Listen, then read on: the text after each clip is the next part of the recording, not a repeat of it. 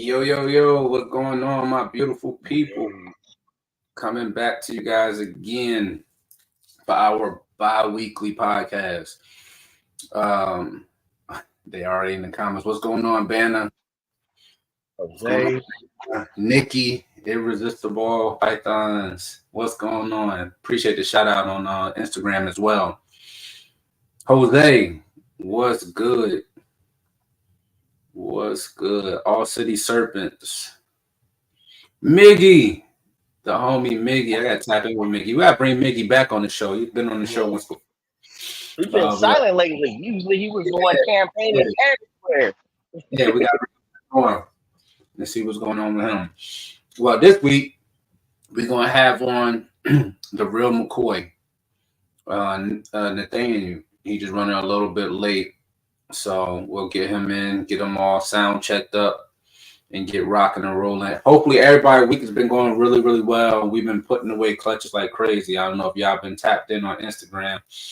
We just, I think it was clutch 17 this week. 17. Into the incubator. That's only at 7. That's 10. That's 10. But you know what, man? Usually you see Ozzy already hatching out stuff, but you beat him to the punch, and he's usually the first one because I always see his stuff. First one to go. I'm sure he's still going to be knocking it out the park. I'm pretty sure he is, but that ain't going to be a problem for him. Yeah, it don't matter when he starts popping them out. He crush it every time. He going to crush it every time. But what's going on this weekend for you? Anything special going on? Nope, not really. I mean, go through some of these babies. Some of my babies have already shed out, so now it's trying to separate them, put them in their own tubs, and get them to eating. Makes sense. What's going on, Sammy? All right, Nate. Big Nate just checked in. So we're going to bring him on, guys, and we're going to jump right into it. Hey, Nate, what's going on? What's up, everybody? You got to turn your phone. Oh, snap. There you go. This one? Yep. Yeah. There you go. It's YouTube, not IG. You're right. How you holding up, man? I'm pretty good. I can't complain. Ooh. Did you get another rack over there? Is that another rack? Yeah, we just got this one from Freedom Breeder a couple months ago. As you can see, don't have much in it, but what series is that one? That's the 1065 or 65. Yeah. So, we was looking for getting into those, and then we went to, I think it's 1078. It's the 6 across with ARS. They had to do something though, because Freedom Breeder, man, they're getting you with them shells. I love them shells. I actually like ARS just as well, but Freedom Breeder's down the street, so we can go pick it up, so we don't have to pay shipping. Man, you're about to get so much hate. Right here, you know what I'm saying? It's just my opinion. Just my opinion. Now they're gonna be jealous because Freedom Breeder's so close to you. Oh, okay. 100K. So yeah, I'm right there with you, man. That was my biggest thing. I'm like, oh yeah, go see Jesse. Here we go. Yep. Right there. Yeah, but you don't think, because you still got to bring like a loading team, because you if you bring 2 or 3 people, it'll be like 2 and 3.5 people helping. Yeah. Load that sucker up. Get them enough. They get them high enough. They put them on pallets and throw them in the back of the trailer. You good to go. Yep. Okay, I know that. That's wild. Yeah. They got that machine there that wraps everything up. Wrapped up. Yes, it's professional. That's crazy. So Nate, tell us a little bit about yourself. So obviously, name is Nate McCoy. I was born and raised in Detroit, Michigan, for 23 years of my life. Loved it. Then I joined the Air Force. I've been stationed at Travis for 8 years, and then I got out in 2021. So got into ball pythons when I was really young. My mom and I won't say my brothers were scared, but my mother was scared of snakes at first. And I wasn't really great with school. So she gave me an ultimatum. She said, if you do a 3.5 grade point average, I'll get you a snake. And in that next semester, I got 3.5. So then she had to give me a snake. Now she loves snakes. My dad loves snakes. My brothers love snakes. And that was 2000.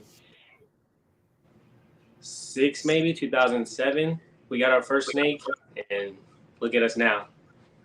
Wow. Wait, how old are you? How old are you now? I'm 30 now. Okay, that's good. I'm loving seeing that generational change, man. We need more of that. Yeah, in Darren in my day, it wasn't going. Nope. Like, can't bring one of them things in my house. Well, that's how my mom was. So if she didn't get it for me, I wasn't gonna get one. It wasn't gonna happen until I moved out. But she was a woman of her word, and I got the 3.5, so she got me the snake, and then she ended up loving the snake not more than me, but she would go in there and hold her all the time. And what was it? It was a ball python. It was a normal ball python. She was about 8 years old when we got her. She was full grown, fully mature. We never bred her. She ended up passing away like 10 years later. So she was almost 30 when she passed away. Yeah. Wow. So that's wow. She had a good life. Those life expectancies, man. Yeah. Those life expectancies. Huge. That's huge. Josh. That's Josh right there. PARS too. Yeah, he said him with the shelving. So I hope they do. I would love to hopefully add a few to my existing racks. It would definitely help with the workload because you can just slide it on in and be done with it. Mm-hmm. I actually had a hatchling rack built. It's all PVC, so it's not can't really hold a whole bunch of weight, but you can pull that shelf out and do some work, water changes and stuff like that. So it's useful. Yeah, but that was a custom feature. Ain't nobody else got that. Hey, I'm just trying to get in where I fit in. I mean, that'd be cool to have it on my little ratchet hats with the PVC. Hatching rack with that, that'd be perfect because you get something. I like PVC racks. These the sea serpent ones, I love those. Yep, mine is similar to those. I have 2 different styles. I have black box cages. Got 4 of those, and then I got 2 custom made off of the black box cages, like blueprint with the slide. That was option B for me. It was either going to be these or the black boxes. And yeah, those though. It's funny though. Their PVC is more dense, so it's heavier. Okay. Much more heavier. I don't know what that's like. It has to be like because sea serpent. It seems like it's more foamy, right? Mm-hmm. I have my original from Bullfile. Man, my original one from Bullfile. That thing is like hard plastic. That's how thick it is. It's like plastic. Yeah. But you had that. How long you had that? That was my first rack, 2011. Bullfile. I remember that back in like 06, 07. Yeah, I got my first one in 2011. Sent straight to my door. I think I paid like $650 for it. Wow. You using it for anything? Huh? You using it for anything? Yeah, I still got it. I use it for quarantine. I still got it. I don't think it ain't gonna leave. It's easy. Plus the little tubs that are in it, you just go get some plastic little tubs. So there's a 32 quart. You just switch out a 32 quart after they get so old. Yep. Speaking of quarantine, do you have a quarantine procedure you go through? Yeah, so I have a separate quarantine rack, and we put them, anything that we buy, it goes into that rack for at least a month, where we treat them for mites, we treat them for all kinds of stuff. We keep them on paper towels so we can see everything, make sure they're pooping right, make sure they're eating, make sure everything's good before they come into the main racks. Makes sense. Have you had any issues? You don't have to put nobody on blast, but have you had any issues there? So I did get a snake from a local breeder who did have mites. Of course, they denied it, but luckily we were able to catch it. So my first collection that I had years ago before I joined, I had a mite outbreak, and we had about 50 or 60 snakes, and it took so long. It was so depressing to get those mites out of there. So now, when I caught that snake, we were able to treat her, and it only took a few weeks, like 4 weeks. Okay. Or 2 different treatments. Now, when you had that problem, what'd you do to kind of stop it? And also, were you breeding at that time? At that time, I was breeding, and I was so new to it. Like, I didn't even think, I didn't even know what mites were. So when I was treating them, I was just soaking them. I was soaking them in the soap water, and then putting them back in their tubs. So I had to really do a lot of research, and then I ended up throwing away all the bedding, and that's when I started seeing the change. Still soaking them every week or every 2 weeks, getting all of that off of them. But now we use I forget the name of the product that we use now. We can spray the bins down and spray the snakes with them, and then we also soak them. If we see mites, we'll soak them, but we spray them once every 2 weeks. Well, I think prevenamite you can't do that. It's not prevenamite. Hold on, give me 1 second. Spray. Which one is it? It's probably Repti spray. Oh yeah, that's the one that you use that one too, don't you? Yeah, it's the Miracle. That's it. Repti spray, reptile spray. Yeah. Yeah, I love it. You don't dilute it or anything. You probably could dilute it, but you just pour it in a bottle.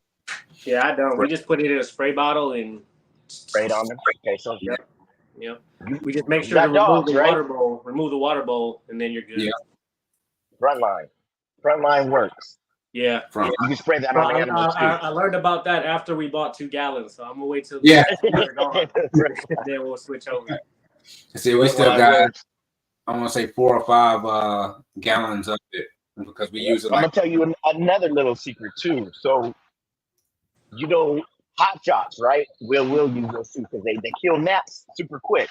Yeah. Mm-hmm. You could turn around and use the hot shots, put in a little deli cup, cut it up, cover it up, and you could put it inside the tub and leave it in there too. Yeah, you can do that just as a preventative.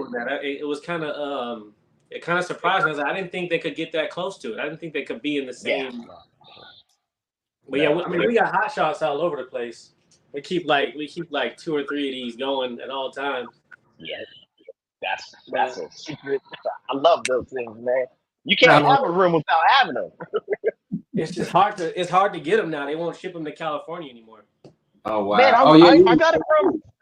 I got mine on Amazon. Yeah, I got mine from. I tried to order some, or my buddy tried to order some a couple months ago, and they said they don't even ship them to California anymore. I have a bunch left, but the next time I wonder when did that start? Because I did mine. I did a box. What is it coming like 12 of them? Yeah, like a couple. Yeah, for like $100. Yep. Straight to the door. That's what I did. I ordered a bunch of them. Luckily, I still got like 10, 15 left. But when those run out, I have to try to find a way to get some more. Mm-hmm. Dang, I'm gonna have to look. Because my 6 months is that. It's coming up. How close in proximity are y'all to in Cali? About an hour. Oh, okay. It's like 40 minutes. You're in Yuba City, right? Yeah, Yuba City. It's like, okay, so you got to go over the bridge. It ain't that far. Once you get past Sacramento, it's easy. It's no traffic out here. I'm right by Josh. You're right by Josh? No, you're not. I'm right by Josh. Literally, like right on the corner from Josh. Well, I mean, but Josh is 35 for me too. Okay. Is it? Damn, I guess because you're in the back of Yuba City. Yeah, I'm on the edge of Yuba. Yeah, you're in the back. Yeah, and he's like on the edge of Plumas Lake almost. Is that a cousin, relative? No, right here. It says Britt McCoy. Oh yeah, that's my dad. What's up, Dad? Oh, hey, okay. Let me tell you this, since your dad is on and he's listening. So, my grandfather's last name is McCoy. We talked about this before. Now I want to know, like, how far back? Does he have any family members that is in North Carolina, South Carolina? You should. Yeah, my dad's dad is in South Carolina. So ask him if they ended up. There's a McCoy Street. I think it's either South Carolina. McCoy. The whole area is McCoy. My grandfather comes from that side of the family that got the 40 acres and a mule. It's so possible. It's so possible. That's crazy because first time I heard about him, what Triggs? What's his name? Triggs. He turned around and said, "Hey, you guys look alike." I'm like, nah. And then when he said McCoy, I was like, oh, hold up. You think it's something real old? Explain the 40 acres and a mule. Oh, explain it. Don't let Will fool you. He's 42. He's 42. Some things don't need no explanation. Darren said 40 acres and a mule. God, so they've been there for a while then. Hey, Jose getting on you already. He said, Nate, how tall are you? Oh, he already on you. He's taller than me. I'm 5'9". I'm 5'9". I'm not super tall, but I'm not short. You're like, almost to that 6 foot, almost there. Yeah, like I'm right there. All my brothers are 6 foot though, so I don't know. It skipped me. Oh, dang. Oh, you the youngest? I'm the second oldest. Oh, okay. Wow. So I got that kind of bugs you out when all the younger ones start passing you up. Yeah, that was in high school, when they were in high school. Wow. It's all good though. So, how many snakes you got in your collection? I haven't counted in a while. We sell a lot of babies. So adults, we have about 30 females that are breeding, about 10, 15 males. And then these are all the holdbacks. So there's, 20 there. So what's that, 20, 40, 60 snakes? Okay, and what programs do you work primarily? At first I was getting a lot of everything, but lately I've been narrowing everything down to the recessives we're working with is Pied, Clown, and Desert Ghost. And then codoms, I'm really hitting hard on the Orange Dream, the Chocolate, and the Black Pastel. Just working those into those 3 recessives, and then the doubles and the triples. Wow. We didn't get to meet his dad's side. Wow. And what's your most exciting breeding you got going this year? So I got some secret stuff, and then like stuff that I've been posting. I have a lot of lace stuff. That's another thing I've been working on is lace stuff. We got some lace Batman stuff I'm really excited about, and then some mahogany lace DG clowns that I'm really excited about. That I can talk about. So when did you start looking into this? Like, okay, hey, I want to start grabbing this. Start going after projects. You mean like a business side? Yeah. So when I was younger, when I first got my first snake, I knew that I wanted to work with reptiles. I used to watch a lot of Brian Barczyk, a lot of Garrick DeMeyer, a lot of those big guys, and I actually tried to work for Brian Barczyk because I live my mother's house is about 45 minutes from his old facility, the BHB. He turned me down though, but so I knew then that I wanted to breed ball pythons. I just didn't have the funds or the money, so I kind of built up my collection slowly with different things. And then I really wanted to make it a business after I got out of the Air Force. So I was in the Air Force about my last 2 years. That was when I was like, okay, I think I want to really invest and really make this a career. Right. So 2020. When you started looking for your projects, what made you decide? Because most people get in and they just start grabbing whatever. Yeah. Mm-hmm. So a lot of it is the market. And a lot of it is how much money you have on hand. Right. So I didn't have enough money to just go buy all the visuals, go buy blah, blah, blah, blah. So I started off with some pastel clowns, some pastel pieds. They were really cheap. This was in 2021 when I got out. We started off, I still got videos and pictures from on my Instagram from when we started. We had 2 racks, a 10 rack. I don't remember who. Oh, it was a Jurassic Plastics racks. We had a lot of clowns, a lot of pieds, and I from back in the day, I used to just buy anything. But as I got more mature, like now, I was able to be more focused and actually get what I wanted. So makes sense. It looks like you're bringing all the fam through. Sonia McCoy. That's Mom Dukes. Oh man, that's cool. None of this wouldn't be possible without Mom Dukes, right? Right. So that's the lady that brought me to my first snake ever. We appreciate you, Moms. We appreciate you, definitely. That's cool. So now that you are in California, and are you on rodents or are you buying rodents? I learned really quick that breeding rodents is the way to go. Yeah. How long you been breeding the rodents? Since the beginning or almost? No, so in the beginning I didn't have the space, so I was breeding. I still breed out of one room in my house, and so I was breeding. I had like a small 2 or 3 colonies, 1.2 colonies, and I was able to just knock the cost down just a little bit. But now I have a shed in the back, and we breed enough to feed our entire collection, and we actually even breed enough to sell a couple. So, and that changed everything because we were spending $200-300 a week on just rats. Ooh, yeah, we are like three to four every week, and we're breeding rodents too. So it's tough. It's tough. You haven't got to the point where it's like, okay, let me do one more rack. Let me get one more rack and say that's I know for me so far, I mean, they take forever to grow. They're finally giving me like consistent litters. So I had to grow everything out from like I bought a bunch of smalls like twice, and then grew everything out from there. And I've been feeding the babies and everything, the pups. But now we're actually getting consistent overflow. We got wings that's now, smalls growing up, mediums, holding stuff over to replace something if a mom or a breeder male dies.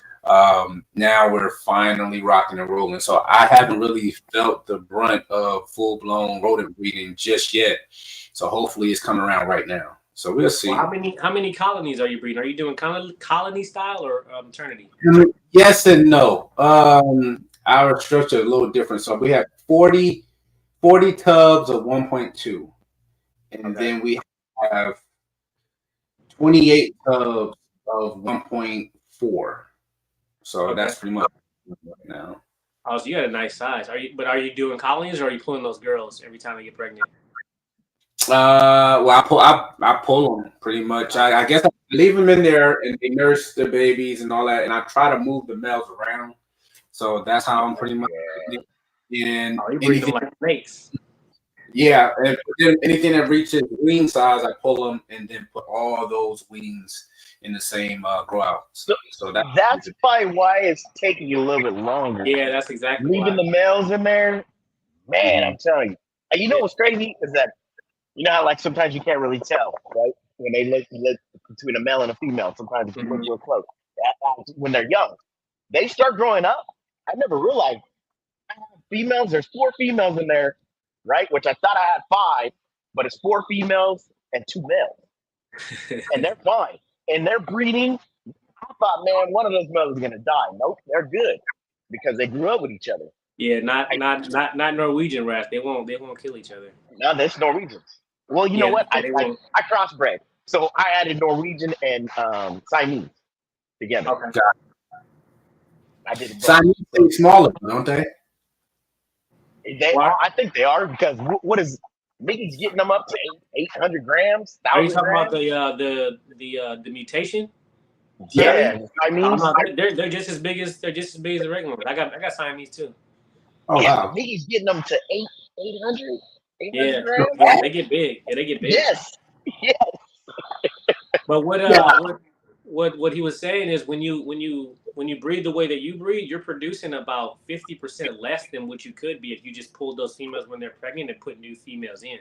We only have 8 colonies, and we're making over 100 babies a week. Just because we're putting new females in there, and we're doing 1.6 per bin. And every time those females get pregnant, we pull those out and put new ones in.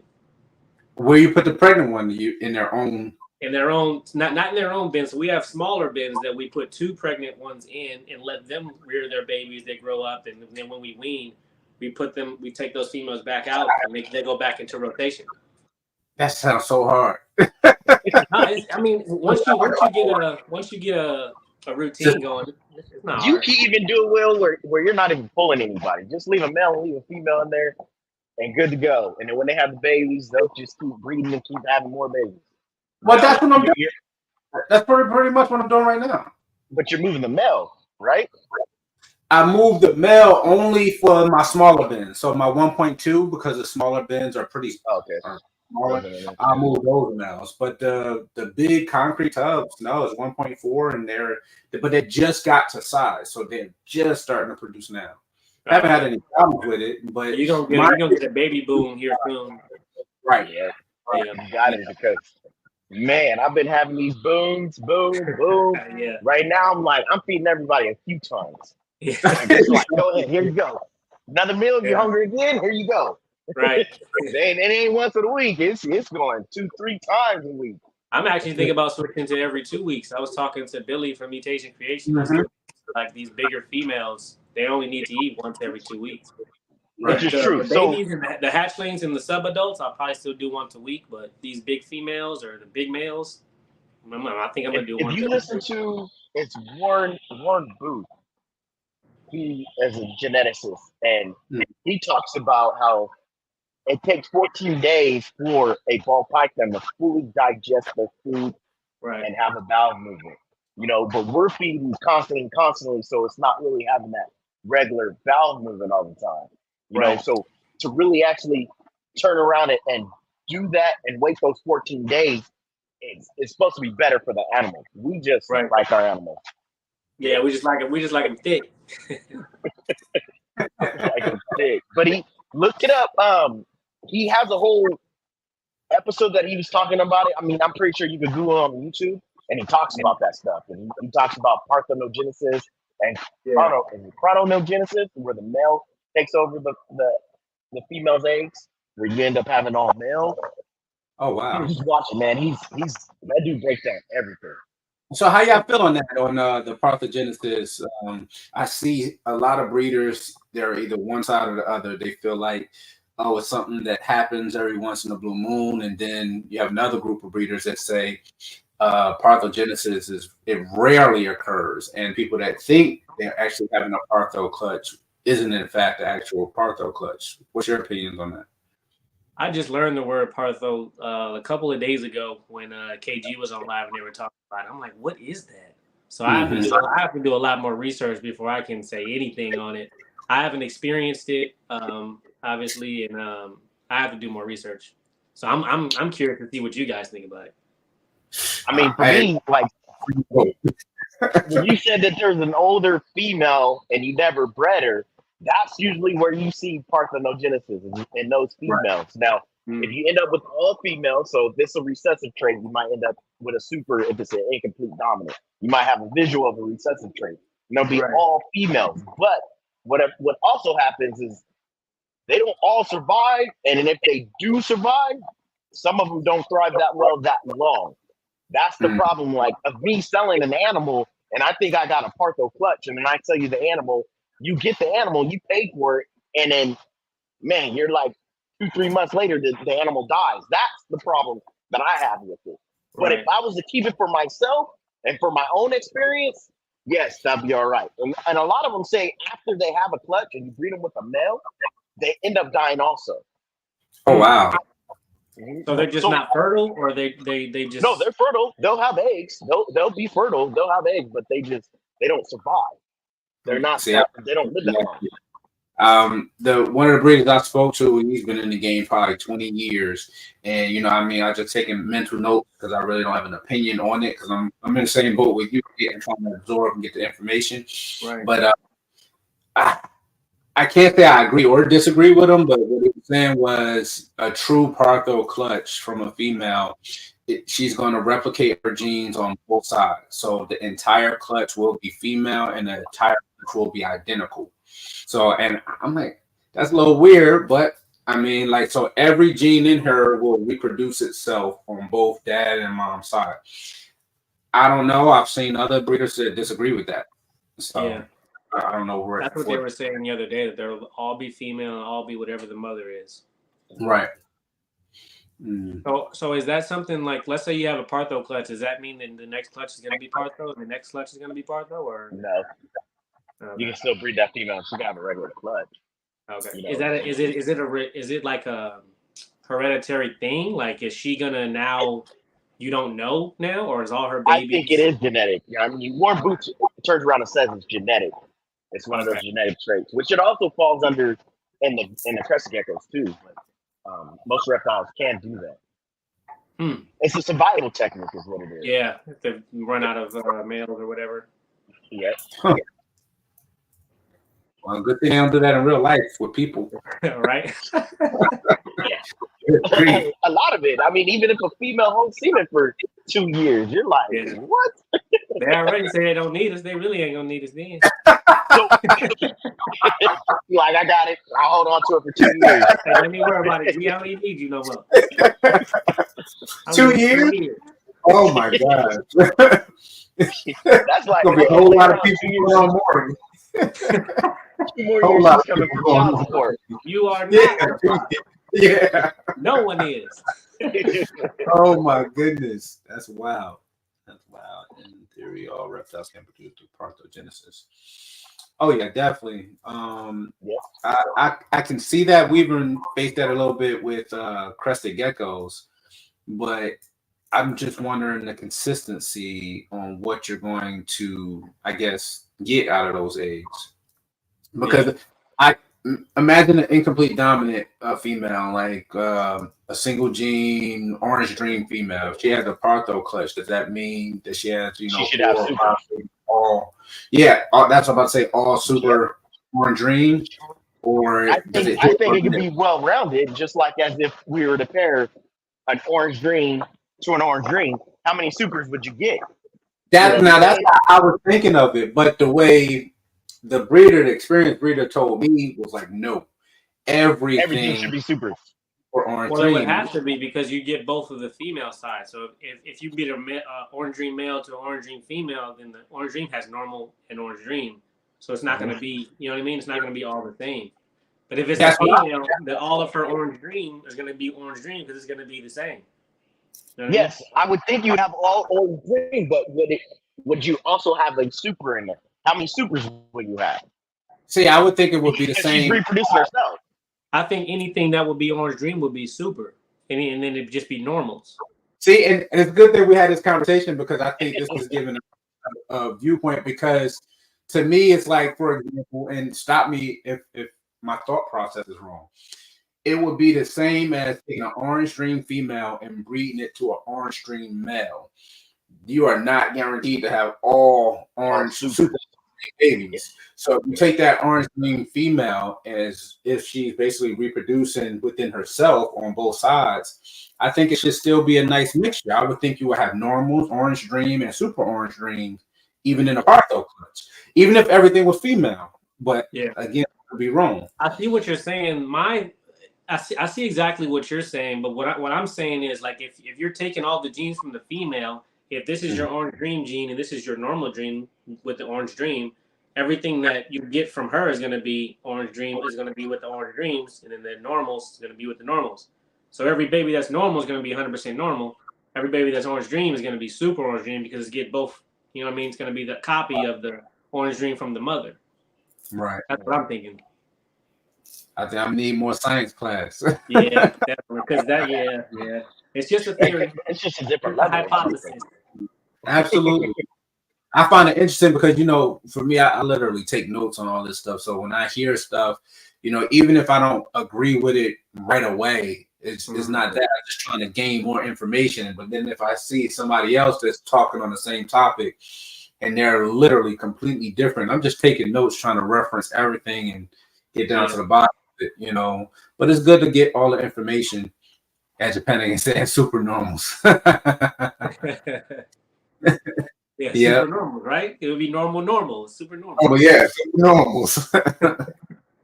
That's what I would think too, but it is what it is. Just because that's all you have to draw from is her. So if he's gonna spit orange dream in this follicle or whatever, the other one's got to be orange dream because that's what she's pushing. Right. I just said he's driving to work right now, right? So is he texting and driving at the same time?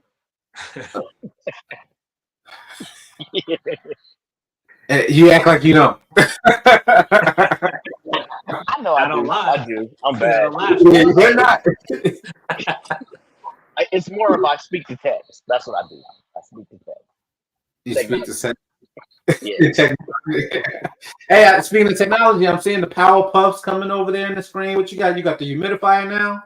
You doing your upgrades? Oh, you see it? Yeah, I can see it kind of blowing in a little bit. Yeah, I got the humidifier. So because you're going away from the cocoa, right? Yeah, going definitely away from the cocoa. And you know what? What I've noticed, the feed response. So some of these females, when I had them on cocoa, I put them in a bigger tub, and they weren't eating. I put them back in the smaller tub, they'll start eating. I took out the cocoa, put in that other bedding, put them in a bigger tub. They're all eating. So did you get the cypress or did you do the pine? The pine. I did the pine. I want to get the cypress. I started off with cypress. I love cypress.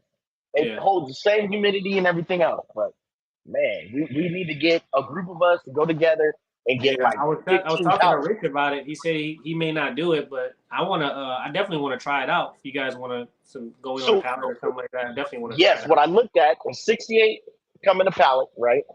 Okay, so 68 bags come in a pallet. They're two quarts, so basically the same as a Freedom Breeder bag, as a cocoa block or the Redwood chip, but it's a bigger bag and they're still kind of moist, right? So 68 bags come. It's $1,000 per shipping. It might go up depending on the weight of the pallet. But bro, that's crazy. Yes, that's just for shipping. So the pallet from them is $200 and something. That's it. I think he said 250 or 273. It's the shipping that kills bags. Yes, 68 bags for just that pallet. So if we were to drive over there, it'd be a different story. But get it shipped in over here. It'll be 1,260 in Carolina, because we're about to switch over and try out the cypress. We're spending over $1,000 for cocoa. So we're thinking, okay, we taste with High Desert, Antoine. He put the plug in, and it's crazy. So North Carolina, it's like a 3.5 hour drive. We go to the warehouse and everything. Same thing, 68 bags, and it's like $280 picked up for a whole bag. Are you doing it? For the whole, So I'm be heading out. Where is that located at? North Carolina. I'm in North Carolina. Yeah, but that's now the same place that we're going. We got a couple pallets. Yeah, but it's the same thing that you charge a shipping price if you need to ship. But I'm so close that I'll just drive up. Yeah. Miggy was talking about it because I don't know if you know somebody that could drive out there or whatever, pick it up. But he was talking about doing 11 pallets. Yeah, we load up a trailer. It'd be worth it. For sure. But even if I'd buy a pallet if you guys are going out there for sure. It's worth it. It's worth it even the ship. Some people will be better prices because they're closer, but when you compare the cocoa, it's still going to be. Yeah, that cocoa, it's highway robbery. Yeah, $35 a thing. My issues. I have no problem with it dyeing my tubs once the tubs get wet. You're not having the problem of it molding. It is what it is. Like you just put it in there. It's fine. I didn't have those issues. I think because I'm like you're doing now. I've been putting humidity into the air, so I'll spot spray it in certain spots to help females or males with sheds. But I never really had to drench the cocoa or anything. Even when you spray it like that, you don't end up getting dye in the tub. No, because as soon as it gets wet for me, like even a little bit, it's almost like they go across it, their bodies changing colors, the pie. I'm like, man, why are you so brown? They shed out, they look brand new, but that whole bottom part is the dye. Yeah. Oh wow. Yeah. It's what are you using, Will? Cocoa, what is it? The chipper. Yeah, the chipper. So I got probably 20 bags. So Recti chip, I had a little bit of a dye problem because once the chip gets inside the water or water bowl, that whole water bowl is brown, like instantly. So. Oh, he said still hard to beat $15 a block. No, I mean if the cypress, if it works, it's really gonna beat that price. 10% of that is dust. 68. That's 70. The thing about Freedom Breeder. That shit is dusty, man. Dusty. Dusty. That's the only thing I don't like about it. I love the price. I can go pick them up, but it'd be so dusty. I heard that the Go for Cocoa is much better. I've been talking to the guy about getting a shipment of that in. And it doesn't way more expensive. Right. That's not supposed to dye or anything. They don't have the same dye, and it doesn't mold. So I don't know if you have any problem once Once you get the bag wet, you go and dry it out. As soon as you dry it out, it molds. Yeah. You talking about the Freedom Breeder? Yep. Yeah. Well, so the Freedom Breeder, you don't really have to wet it, really, though. You can just pull now it. You don't. Now you don't. But when they first came, it was like they were hard bricks. Now you just open the bag and it kind of just crumbles away. But you do. I've gotten pieces of jeans in there, like rock pieces of jeans. Yeah. It's jean material in there, man. You breathing all that stuff in, man. It ain't good for you. Isaac respond to you snitching on him. He said, just to defend myself. Okay, we'll make sure no police are. Wait. Yeah, right. Will's the next cop. You better watch out. Yeah, right. Nah, that's a past life. That's over with. If speaking into existence, I'm a breeder. Hopefully, big breeder. I am. It's hard, right? It's hard. It's not easy. And then even putting out so much content. And now that we got you on, Nate, how you feel about the social media content consistency? What you got put on Instagram, if you ever even use Facebook, here on YouTube, you're thinking about starting a YouTube channel or anything like that. What's your plans around that? I think it's beautiful, man. I think that if you're able to work those algorithms and get a nice flow and actually post consistently, I think it will do wonders. So I do have a YouTube channel. I used to post a lot of dog content. I used to breed cane corsos. So I have a channel with a lot of that on it and a lot of ball python stuff on it. I just wasn't consistent enough. So I had a nice peak, and then I started not being so consistent, and it started going down.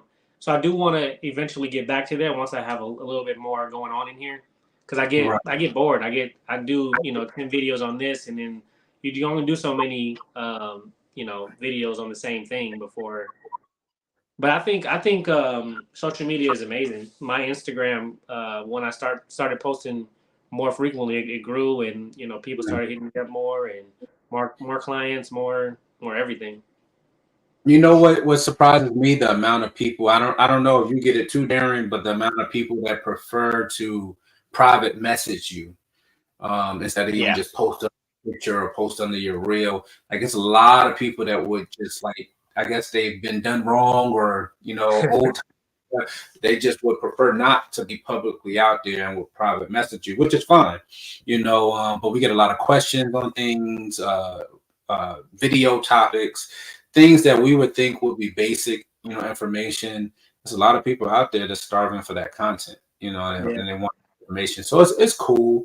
It's really cool. It's I think harder to, well, not for us, but to stay out of, toxicity, I guess you'll say that in a sense, because there's so much of it kind of just floating around. So we're just kind of just ducking all of it with nothing to do with it. But we feel like negativity is like fungus, man. That stuff just grows and grows and grows. And once you get into it, next time you turn around, you never even realize that you're like knee deep in it, Yeah. I would like for people to be able to kind of talk the differences out. Me and Darren, we joke all the time about the dog game, because I was in the bullies as well as Darren.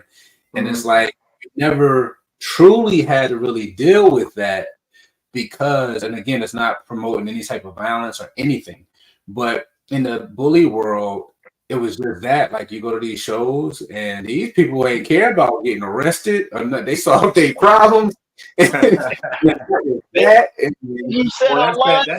that bully mentality. You got to be a tough guy. You got to be no BS like the dog is. Now you run on the bully. He'll defend himself at all times. Right. Yeah, it's going down. As soon as they see each other, it is going down. There's no that's how the breeders are too. Yeah. Right. You just wish it was like that in a sense of, hey, I didn't see you face to face, or this was misconstrued or lost through translation.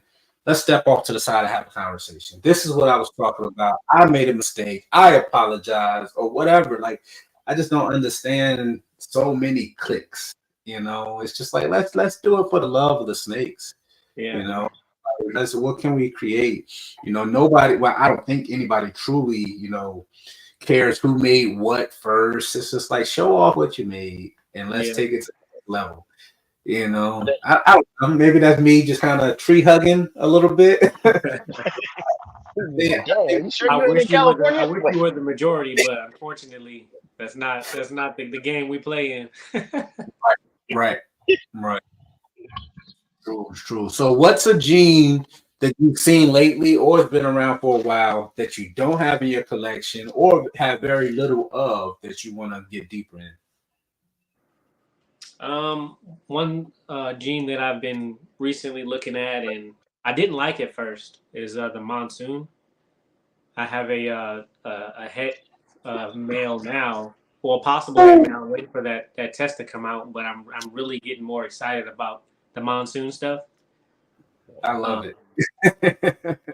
Yeah, that's one I didn't really like it at first, because I'm like, what can you do with this? It's like a bag of rocks. Like what can you do with it? There's no, you add a brightening gene, it doesn't really do much.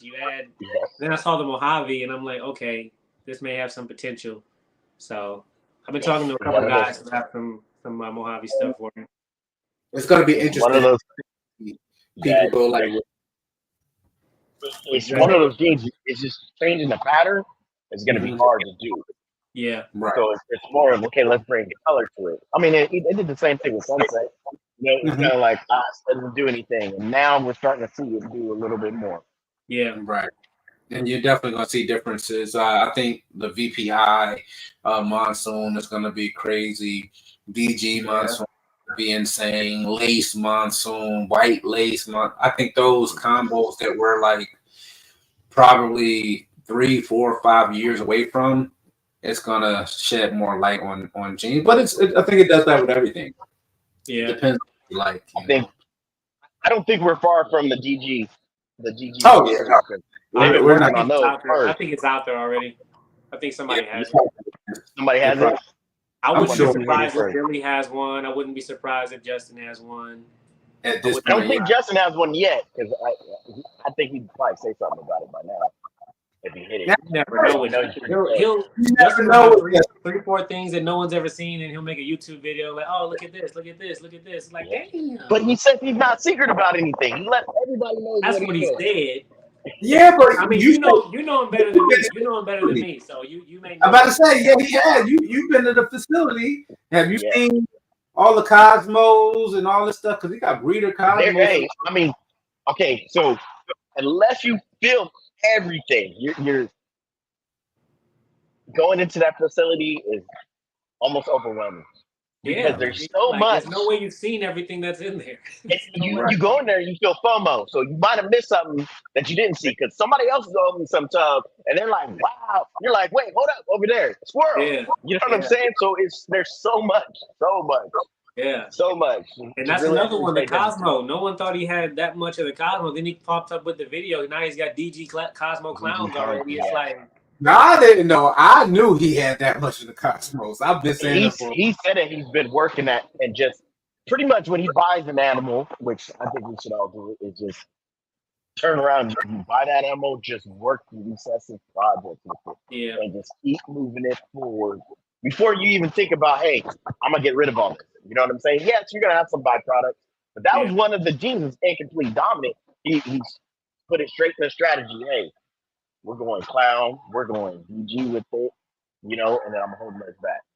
Right. Yeah, but it's also another step to it on the business side of it. I think he's bright enough to know supply and demand, and he knows where he is in the game, and he's already so far ahead in all of those projects that if he works in the shadows creating the supply, he already knows that, you know, by releasing a video or pictures or whatever, he's gonna make people want it, which is the demand. So if you're the only one out there that's going to have it, I mean, at this point, I think it's public knowledge, he's going to have way more available than the original person that discovered Cosmos.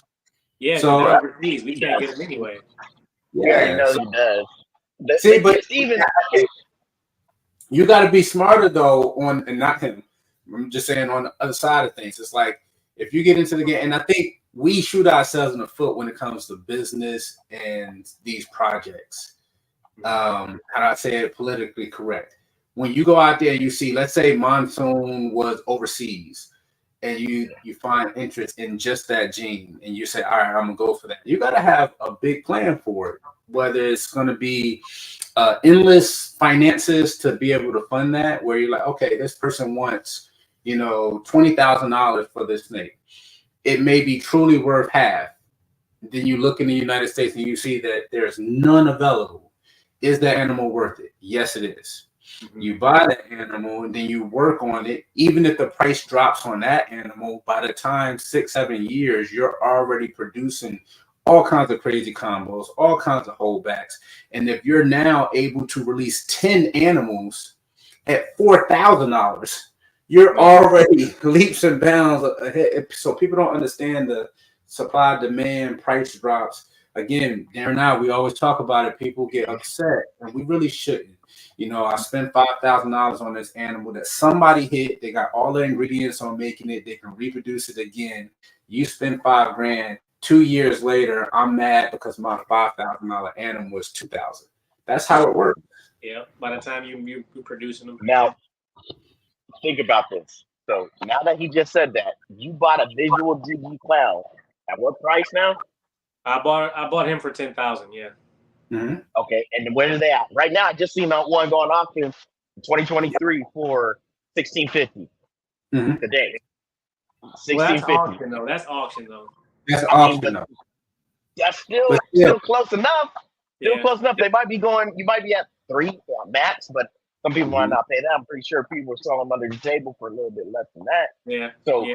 True. Now with your projects and working with your projects, how you saying to set yourself up? Did you set yourself up when you bought that male? Oh, I was set up when I bought the male. Yeah, I already had the females. I grew the females up first, and then I bought that male. So he's doing a lot of work right now. So we got 1, 2, 3, 4, 5, maybe 6 clutches from him this year. So should be he's earned compete for sure. That's where it comes into play. You gotta prepare yourself, and it's whatever you're chasing. People chase different things, and I don't want to throw shade at anything. But if I had a DG clown male, and I paid a high dollar amount for it, I can't sit back and just breed that DG clown male to a single gene clown female. Yeah. Like, I gotta have a little bit more creativity of what you want to do. You want to go. You have to go with incomplete dominance now, because once you got the double visual, the only thing you can do is add in extra incomplete dominance or add in more.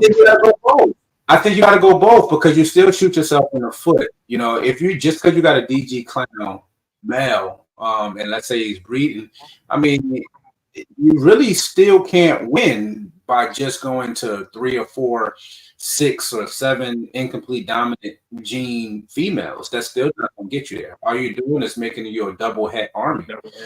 Cool for you to hold back stuff, but you're still going to be scratching the surface as far as progression. I think you got to kind of have a mixture. And what I mean, you don't want to just go out there and grab a clown.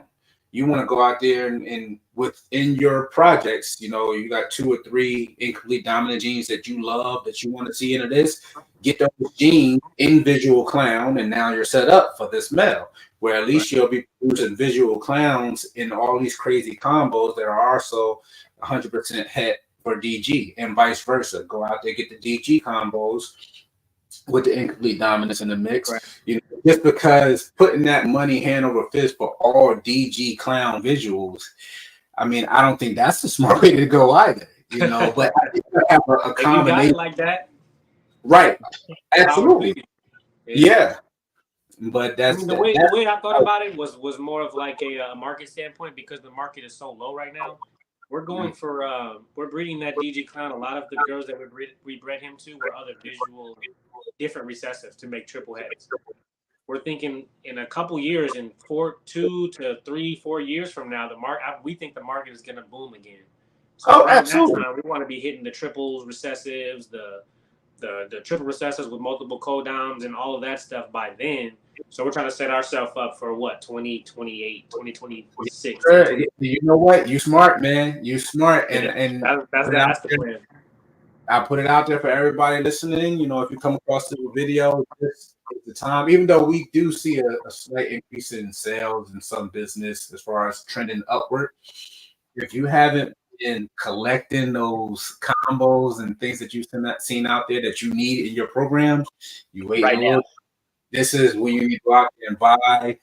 This is where Right you continue to, we did a video about whether we're scaling back on production. And we're not, only because we're shooting for specific things with our parents. But I think everybody should have been doing that the entire time.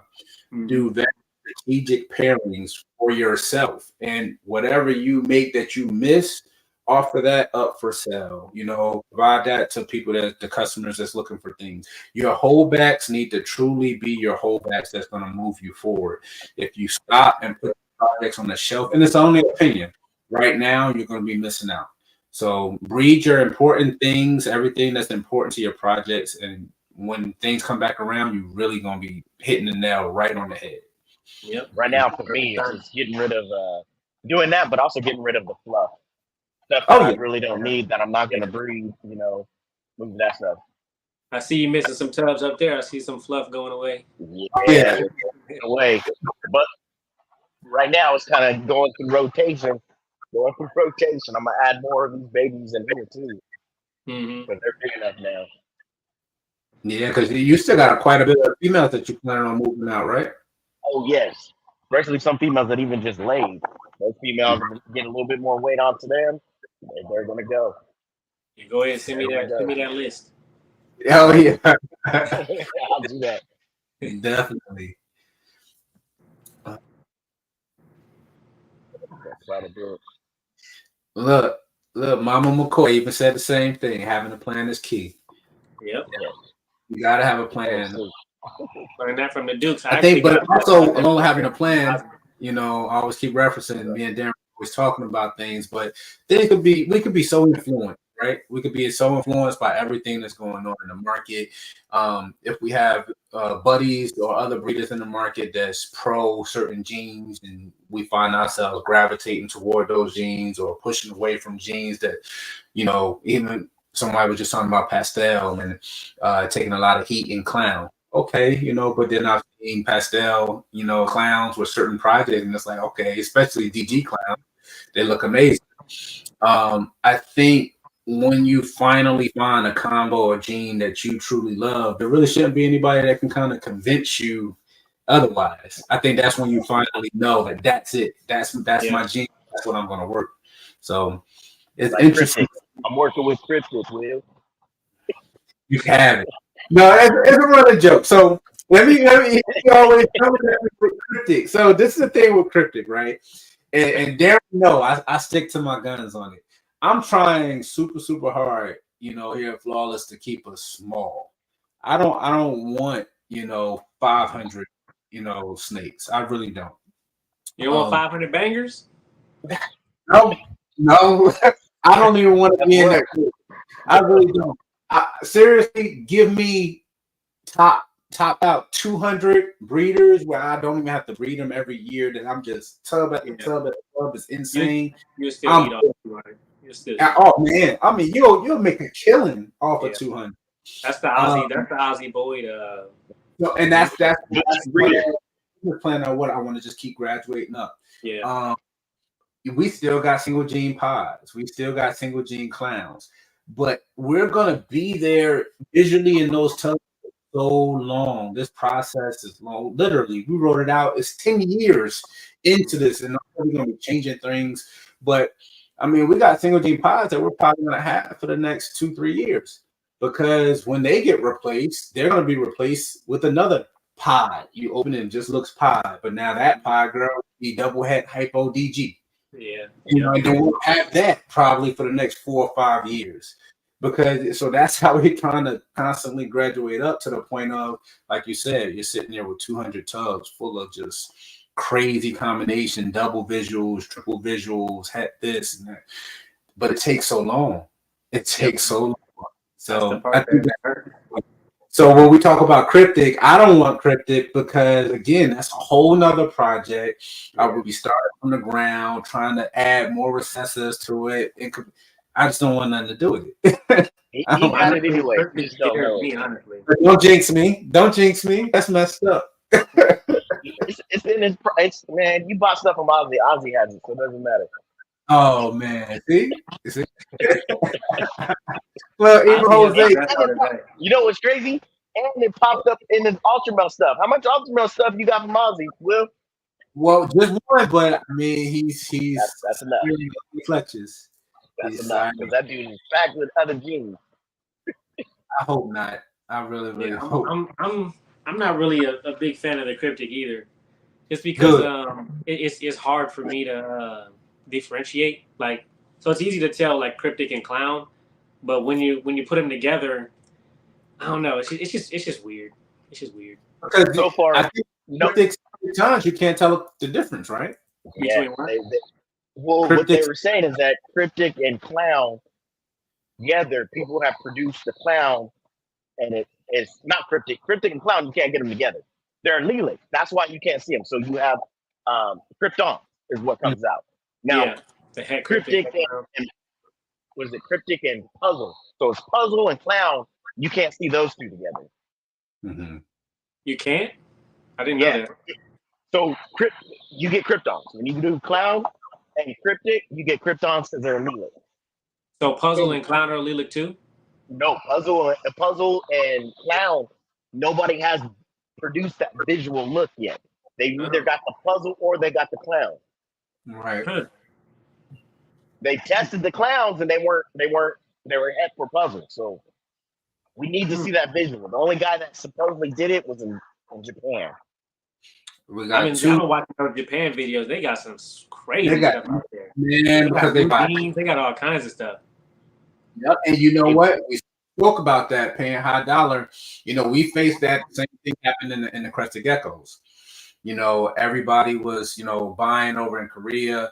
I mean, paying hand over fist. Like even if you went to the show, oh, you got this gecko at this market price. What's the point in selling it on your table for $400 or $500 when they're buying everything, double the price, triple the price, anything that's grade A, they're buying it up.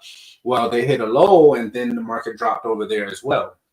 But the smart and the interesting thing about that is now Korea's number one customer base is now the United States. So imagine that. Because if they buy up wherever the place is, if they buy up everything that's the top shelf, everything, they pay you whatever your asking price is. And then a year, 2, 3, 4, 5 years pass. And now you're in the market, the economy is snapping back, and now you want the best of the best. You got to buy back from them because they have already taken the best holdbacks and everything and started pushing projects further, like, Justin, you know what I'm saying, buying the project, and then working it and getting bigger than the person who discovered it. Yeah, we got partners out there, man. I think he just sends them stuff like, here, work with this. Yeah, see what you can do with that. Send me something back. Absolutely. We purchased from actually he has a partner, Rice Reptiles. Really, really good guy. Really good family. Right. Yep. We've had partners. Yep, they're really good people, and they're changing the game with some of the stuff they're creating. Eye-opening. Those two are basically the same person, though. Like I think their collections are together. They have their own, but I guess they're working approved. Maybe it's approved projects. Maybe that's the better way I guess probably could put it. Where it's like, you got to go through some type of approval to push certain projects, especially if you're giving something maybe on consignment or on a wholesale, whatever it may be. I get it. It's simple business as far as that goes. Yeah. But when I seen that redhead Powerball, that thing was mind blowing. I know Powerballs have issues. Let me see if I can probably find it. But that Powerballs have that you get that head wobble just like spiders when you make Powerball. So I mean, and then they sold at spider at all? I said, are you guys working with Spider at all? I sold all my spiders. I think we just posted our last spider. It's a spider double het monsoon hypo female. I think she's like 450 grams. We posted her last night, actually. We're going through the rest. We have, I think, 8 double het combo monsoon hypo girls that's growing up. We're working on that monsoon army. So oh, you are? I got a stranger double head monsoon clown. Hoping he tests positive for head monsoon. If he does, then he's double head monsoon clown. We'll try to get. I got to get different monsoon too. I hope they pick that one up from. Public. What? Who'd you pick that one up from? From Trig. Okay, yeah. Oh wow. Yeah. I didn't know Trick had monsoon. I didn't even know that. I think he has a head. He has a double head monsoon clown male that he bred to a stranger female or something like that, and then he came out with. If I show you him, you're gonna see that he's got to be head monsoon. Oh, where's KG? KG knows. He knows. KG's gonna say that's my head. That's visual monsoon. You got the super. Oh, okay. Almost like Pastel what? Stranger? Pastel stranger. Head clown. I'm pretty sure he's head monsoon as well. Let me show you. That looks like Jason Amos. What he called it? The strangest. The stranger stuff. You know, he killed Stranger, and he had a bunch of Stranger stuff, and it just some of his pastel Stranger stuff wasn't consistent. He said the pattern, he had a bunch of them come out like that, and then a bunch of them traditional. Look at this. This isn't head clown or anything. It's just Stranger. Let me see the head. He has the forks that come up from the Stranger too. Yeah. Even the clown market. He looks good. It's a she. Oh, you hold her. Wow. Yeah. I'm just waiting for Gary to come out with that head monsoon. I think a lot of people are. You're gonna see once he does that, the market's gonna change. Yeah. If that hits, when we first had Great Writer on, we asked him, like, one of the things to hit is if he had the monsoon test. So that's the head. Yeah, that's nice. That's nice. And then it was The visual. Let me see. Stop screen. Well, I mean, they say a lot of stuff. Even blackhead. When some people make super blackheads, because they're on that spider complex, they have a little bit of heavy armor. Some of them do. I'm not saying all. Some of them do. Now it was a belief in back in the day that super spot nose was like a deadly gene. Yeah, that's what they had said. Yeah. But I never really heard about it being deadly on my end, but I've heard the super champagne deadly. Super champagne, I think. What about hitting G Wama? Because I haven't seen that. Is that if they survive, they only make it up to 800 grams and then they die. Yeah. Really? I have Hidden G Wama, no supers, but I got that Hidden G Wama lavender. She just ovulated, she ovulated a couple weeks ago, so we should be getting that clutch soon. Nice. We got one more Hidden G Wama clutch. I'm hoping to hit some more Hidden G Wama strangers. Ooh, what's that look like? Oh, actually, let me see if I still got it up here because I hit that. Let's see. Stranger's another codon that I'm starting to. It's growing on me. I got a partner that's making some Stranger clowns. Hopefully, he makes enough to give me one. You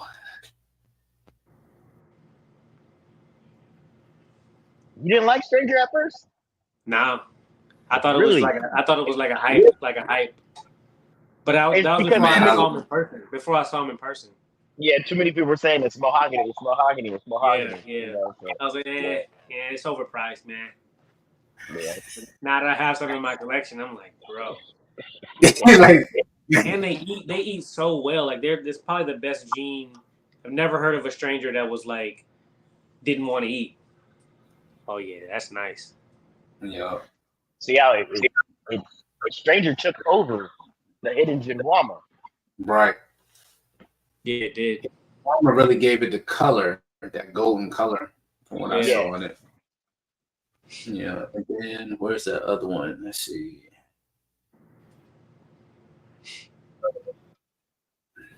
Yeah, that's the only stranger.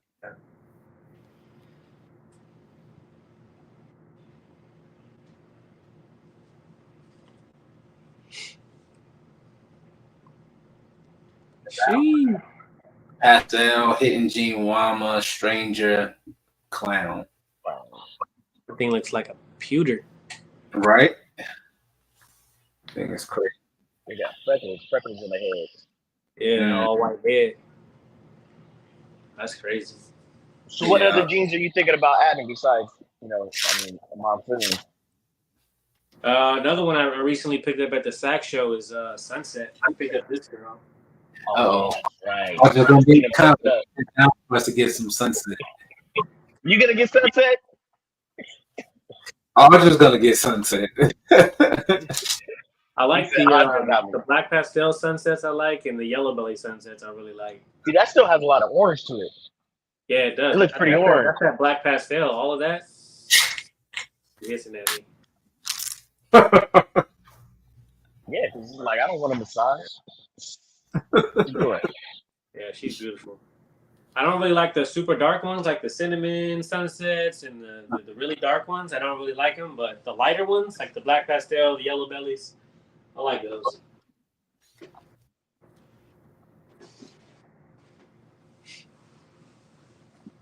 What else? I believe that one for Darren. What's the head monsoon, Marcus? Man, the eye stripes, the pattern change. Yeah, like they can start getting like a really crazy pattern. Crazy pattern. Unlike a normal version of whatever codon it is. I just don't find it consistent enough. Yeah, for me, the eye stripes should be smaller. Well, it's not 100%. It's not 100%. Yes. Like I've seen some head monsoons that you wouldn't even like. It looks normal. I got so many head monsoons, and it's just not consistent. Yeah. But then it's kind of like the pie tracks. Like so you have some snakes that come out with pie tracks, and it's nowhere near head pie. Speaking of that, it's a good thing to say that one's head pie because it's got the tracks. Yeah. She gonna talk me into it one of these days. He's talking about So with the monsoon, right? Okay, Will sent me a special monsoon. I was like, man, it doesn't look like the special that I got. So there is two different lines of special, and I showed him one line of special that I got and the line of special that he has. Now I'm like, okay, so they genetically saying that they're two different lines. Or two different genes, basically. Now we're gonna say two different genes. Kind of like black Barnhart, black pastel, and then pastel are two different things. They look similar, do some of the similar things, but they're different.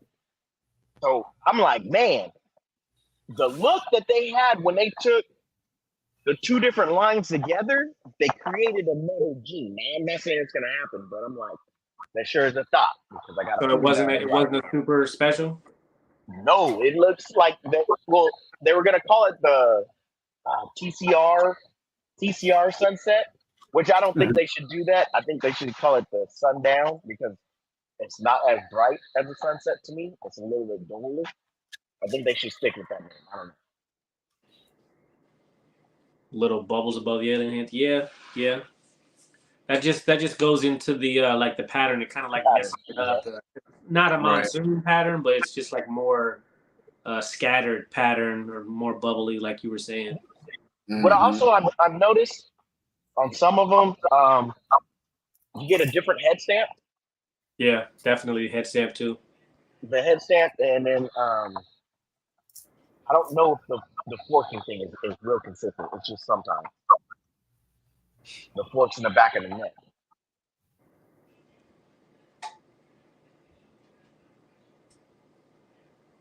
Yeah, that's the thing. Like the pattern is so crazy. It's like what can you do with it? That like my first initial thoughts were like, what more can you do with this? It's so grand.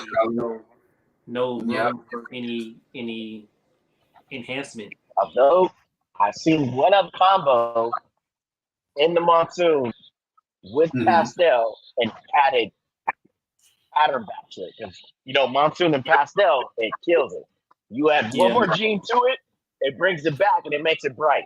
Right? It's crazy. And it makes the blacks in it more bold than the pattern. What kind of Yeah. I don't know if I'm biased. Look. They eat good people over here now. I'm just saying.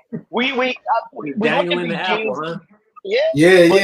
We got we can't count a gene out. Is what I'm getting at. We can't count a gene out, and we can't count a combo Yeah. out. You know, Look, because some of those combos, you add one more gene to it, it's powerful. what is it? Sloan Morris Allen, Epstein Allen. He knows too much. Hey, no, but I was on my own island. I wasn't one of those ones to turn around and want to be on camera, and it's still a struggle right now. But I'm like, I didn't want to be in the forefront of everything. Look, it might be too soon. They about to change it from No Diddy to No Darren. No Darren. I don't know. Diddy just extra stuff. I don't know, man. But he got that money where it's like, okay, I'm leaving the country. I ain't got that type of money, so I ain't doing nothing like what he doing. He got that money where he arrested months ago. Yeah, I'll just leave and they can't expedite me. So what are they gonna do over here? I'm gonna be with Russell Simmons and be over there with them. I mean, I think all that stuff. It's anybody that's been victimized, dealing with that. But even, I think his sons are just way too rich to even make the mistakes they make. You seen that? I don't listen to his son's music, but he made a track dissing the FBI. Said they hit the wrong house. The house was next door, and I'm like, oh my god. Yeah, why would you even say that? They've been getting their own indictments though. They've been getting their own SA claims and stuff like that. And it's his sons, his kids. They're there with him. Right. So I would imagine they're not young. Yeah. The older ones are like 20. They're in their 20s. The one's almost 30. Yeah. So. Yeah, that's what it is. It's a crazy mess. So what's how you grew up? Next on your agenda? You're planning on vending? That's actually what's next. Usually we have about 5-6 clutches by now. We only have one clutch right now, with about 18 possibles coming sometime this year. Do you ultrasound? Say what? Do you ultrasound? Yeah, ultrasound. We got 1, 2, 3, 4, 5, 6 girls that are over 40 millimeters. We're waiting any day for them to lay. Like 2 of these girls were supposed to lay like last week, so they're like any day now. So it's coming. It's coming. We're ready for the incubator's ready for the boom. But we're hoping we're hoping to make enough to actually vend this year. Last year we probably had enough to vend, just not the variety I wanted to before we made that leap. But hopefully by end of this year we'll maybe do a show.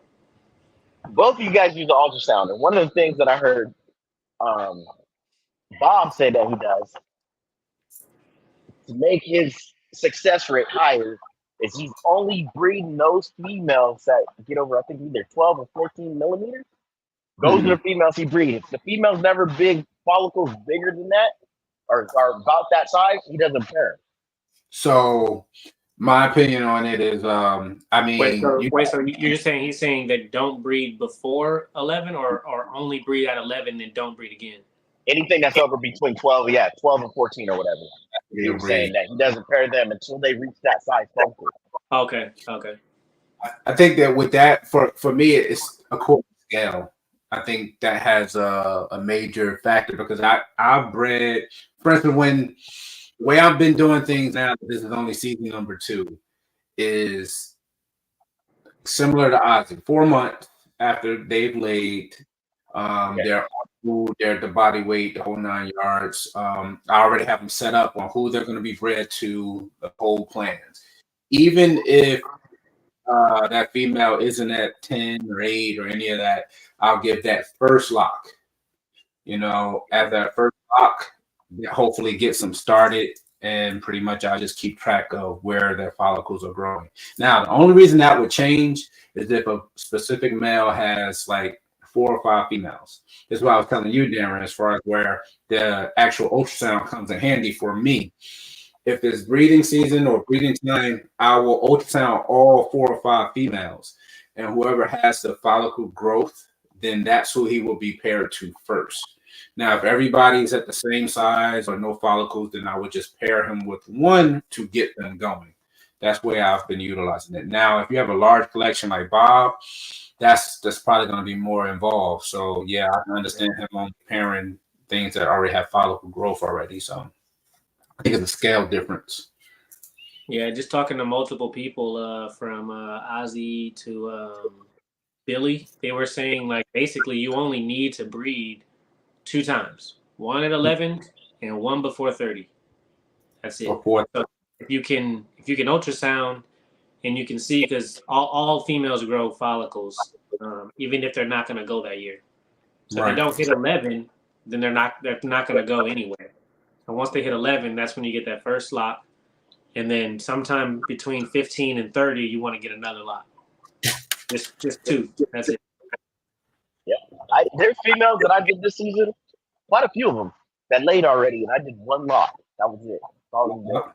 They got 1 lot. Yeah. There's a couple females I did 2. Between 11 and 30, you get 1 lot. You, in theory, you should be good. As long as that male is producing viable sperm plugs, you should be good. Extra credit is that second one, that 11 and then 15 to 20. So when they hit that 11, and I'm pretty sure it's pretty close to 11, is when you really, if you palpate, you can really feel them. You should test it out. See how much you can really actually feel them. And that's because you got them office hands. You got them office hands. Hey, man, anybody can feel it. Where's Nixon? You better say something, Nixon. Tell him. I did, my first couple years of breeding, I didn't have this ultrasound until this season. I always did palpating, and I just did 1 lock every 4 to 6 weeks. But now I know that was just too much. Yeah. Right. It saves your male, and that's to me. It's more like if you're breeding a male to 5+ females, yes, that comes in handy. But if you got that male and you're breeding them to 2 or 3, man, if you hit them every other month, you'll still be all right. You don't really have to do that. For sure. They hold the semen for 2 years. And I've had females that turn around and I bred her, and then she laid an egg from the male from the previous year, even though she still had a clutch. So you think she's completely cleared out, and she's not. Yeah. I got a girl right here who ovulated, who hasn't been paired to anything. I'm interested to see if they're going to be good eggs or not. She ovulated. I just was trying to figure out what I wanted to breed with her, and boom, ovulation. Oh, snap. Now she's already did her pre-lay. We're waiting on her to shed, or to lay. So we're going to see. Hopefully, she bred to the hypopod last year, so hopefully that sperm may have, turned on. To Isaac, we appreciate you. He's actually been a long-time supporter for a good while. Definitely see all your comments, all your encouragement. We really appreciate you, and definitely appreciate you spending your Sunday here listening and watching us. Really, absolutely appreciate it. Yes. Hey, okay. That female, who'd you breed her to last year? Me? I bred her to the hypopod, the one that I lost last year. Okay. Yep, him. He bred to her 4 times last year. Had a big clutch, 12 eggs. So she's a pastel double het, and he's visual hypopod, and she gave us 5 hypopods. So 4 females, 1 male. Even this time, what if this is going to be your first partial cut? Say again? If it's going to be your first partial cut, unless they're all females, how are you going to really know? You know what I'm saying? So yeah, would that be they're all females? It could be a partial clutch. Retention? But if she did sperm retention, the genes are still there. That's what I mean. So if they're hypopods, then it would be sperm retention, right? Depends if they're all female and. But it's het. I guess yeah, that's what it's saying. She can still produce that. So if you have all females. I don't know. It might be a partial clutch. I hope not. You'll notice because she had valuable eggs. You might lose some on the way. You know what I'm saying? If it's yeah. I'm really intrigued to know. I'm hearing about partial like a couple of years ago, like I said, so I didn't even think about that. I would have just got some breeding on her, like I think more research would be there. I think more people putting out more content and just take a look at everything until we get a general understanding. Because I'm with you, man. Partho is still, I don't think it's as common as people really refer to it as, but I believe it. The reason you why look in the I comment feel section, is and every other breeder has Partho clutches every year, but in reality, it's not. It's not. It's not. Right. You can go in your entire life and never have a Partho clutch. Right. I haven't had one, but with some of these guys, we're pairing them so much. You know what I'm saying? So we're probably not even giving the female a chance to even have a Partho clutch because the males are in the same league. So I think it's almost like a survival thing. You know what I'm saying? So they'll produce to keep the species alive. You know what I'm saying? Yeah. So if we're having a bunch of animals in here, why does she need to do it? Right. We're giving that check. We're putting those males in there. Do you think that those females are choosing to do that? Because I know that they can choose to hold the sperm and use it. Do you think they're choosing to do the Partho route? Or do you think she might be like, your sperm's weak. Let me take this over. Let me do it. I got this, homeboy. Don't even worry about it. I got this. Don't even put him back in here, bro. I got it. I'm gonna let you know. So, will you be? How far are you from hitting the point of moving away from some of your current breeder females or males that you already have, like to step forward to your next step in your programs?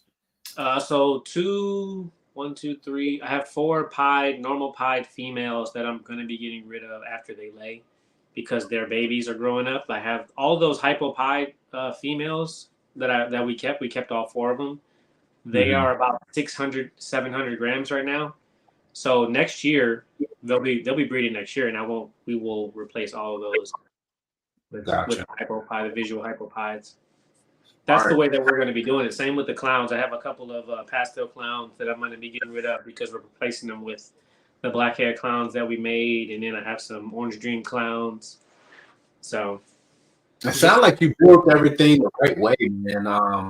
Hearing about your DG clowns and even the hypopies. I tell people all the time, they ask, excuse me, what should they start with? You want to, if you financially support it, start with whatever you want, males and females. But basically what you like. Yeah, that's what I was going to say. I just tell people to breed what you like because at the end of the day, you got to have fun or you ain't going to last. But they always ask what other people like. Males or females? That's always a common question. What to start with males? I think that depends on your budget or what your financial sources may be, because you want to have females. You really, really do. It's almost like hitting that fast forward button, because you need really, really nice males. You need really. You definitely want to spend the bulk of your money on your males. I'd buy a $10,000 male and breed him to $1,000 females. Right. Now, and in the perfect world, you'll buy $high-dollar male and $high-dollar females. But who's really? I still don't think I would. If unless we're talking recessive, we're talking about like a double recessive female. Yeah, definitely. If you can afford it. I'm like Mute Billy. If he's gonna buy a female, or Ozzy's gonna buy a female. Oh, you're talking like big stuff like that. So when you're buying those females, they cost. Because they're gonna be in those tubs for a while. Because when you start creating things off of them, you're literally some of them combos. What did Ozzy hit? He had a quad recessive, or was it triple? I'm not sure if he had a quad. I know he's hit multiple triples. He has the he hit the ultramel hypo clown pied. Yeah, the ultramel hypo clown pied. He hit that. And all that shit got OD in it. Everything's got OD in it. And it was a leopard, I think. I think it was a leopard. Hypo ultramel clown pie. So imagine something like that. Even look at where we are. I don't know if it's male or female. Really don't matter. That's a whole back, no matter what. But if you had that in your tub now as a breeder, I don't know when you would let that go. Like when 10, 12 years. The only way you'd be able to let that go is if you get something better. You have to either buy something better or make something better. Think about it. So that's the kind of the rabbit hole we end up going down. Because if at that level, that means you have multiple tubs. tubs. You have multiple tubs right now. So it's probably not smart. Probably if you hit that's in your tub, you got it and it's breathing. I mean, even if I hit something better than that, it's just gonna go in the tub next to it. Like it depends. So, but if so, let's say you have two. Mm-hmm. You have the primary and your backup. When you buy something better becomes your primary, that primary becomes your backup. You can let this one go. You can't hold on to everything. Then you're like now you're at 10,000 snakes. But this is where the rabbit hole goes with the recessives. With the recessives, it's so hard. I'll say, all right, for example, let's take the quad visual with nothing in it and start from ground zero, even if you have a male. How long is it going to take you to put black pastel into the quad? You see where I'm going? Like, 8 years? A long time. Like, so that's why. Just because you're going to take so long to hit it, even if you got the genetics for it, it's going to take. It's like 1 in every 500 or something like that. You're going to hit it. Right. So you'll hit eggs per clutch a year. You'll find yourself moving other stuff before you end up moving that. Yeah, for sure. Which is definitely smart. So I think that's where we're heading, and I don't know where we're going to go after that, but it's gonna be difficult. It's gonna be difficult. So right now, I know we made it easy on the double. Right now, you can see people hitting doubles, having double recessive easily. Yeah. Mm-hmm. We're at the point. How many people are hitting those quads? How many people have quad recessive? I haven't seen one. But I'll tell you something. Even if you do it on a morph market calculator, if you needed something to be visual for you, by people having even these normal snakes, we have actually a few of them ourselves where they're quad hits. You now have a higher probability of hitting your double visuals and your triple visuals. It's not just to hit the quad, so it makes it easier to hit your triple visuals as well as your double visuals.